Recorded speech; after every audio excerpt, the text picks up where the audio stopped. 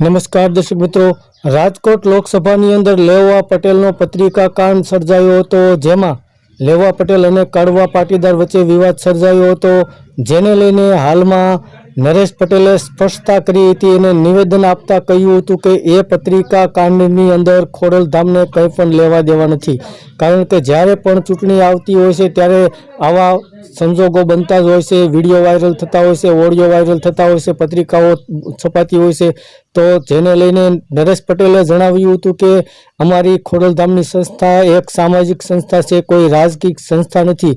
તો તેને માટે એ પત્રિકા કાંડને લઈને નરેશ પટેલે જણાવ્યું હતું કે એ પત્રિકા કાંડ સાથે અમારે કંઈ પણ લેવા દેવા નથી અને લોકસભાની ચૂંટણી પહેલાં જે ક્ષત્રિય સમાજનું આંદોલન અને વિવાદ ચાલુ થયો હતો તેને લઈને સ્પષ્ટતા નરેશ પટેલે કરી હતી કે જે ક્ષત્રિય સમાજનું આંદોલન છે તે ઝડપથી સમેટાઈ જવું જોઈતું હતું, પરંતુ એવું બન્યું નથી। ધન્યવાદ દર્શક મિત્રો।